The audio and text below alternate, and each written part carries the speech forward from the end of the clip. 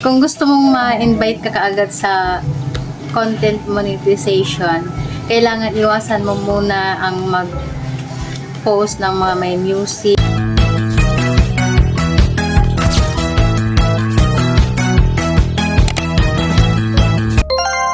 Hello mga kachika! Isang tips para sa mga baguhan na content creator para ma-monetize kaagad kayo.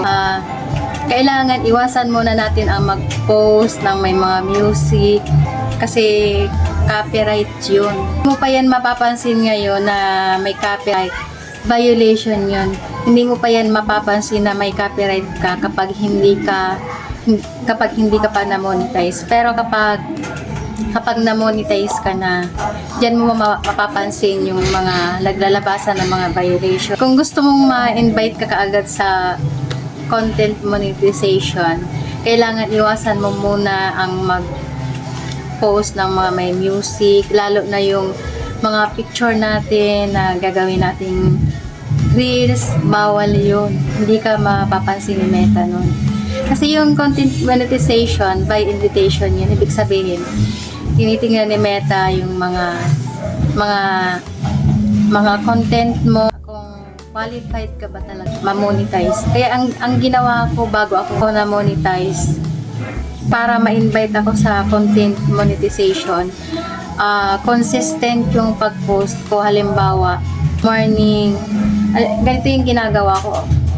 Ito yung schedule na content ko na kailangan kong i-post araw-araw para consistent.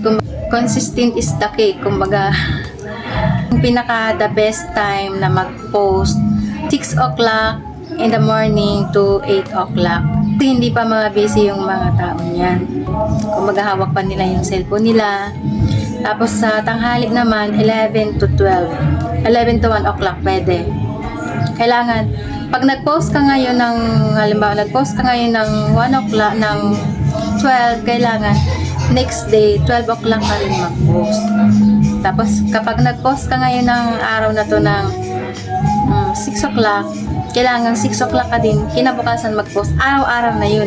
Kumbaga, rotation mo na yun. Kumbaga, kailangan ganun na yung time na mag-post ka kasi yun na yung madidetect ni Meta, yung algorithm kasi yun ang nila, napapansin nila yung consistent ka na nag-post. Ibig sabihin, active ka. Kaya, ganun yung ginawa ko palagi, araw-araw. May schedule ako. Halimbawa, ganitong araw. Nakapag-post na ako, i-schedule ko siya. Nakapag-post na ako, i-check ko siya. Kailangan talaga kung gusto mong kumita ng dollar, kung gusto mong kumita ng pera, pagtrabahuhan mo, pag-isipan mo. Kasi, kaysa naman mag-chismis tayo sa labas. Diba? Ganun yung ginagawa ko. Kaya ang bilis kong ma-invite sa content monetization. Yan lang. Thank you for watching. Sana may natutunan kayo. Please like and share para marami pang makaalam nito sa mga baguhan. Yun lang. Thank you. Bye-bye.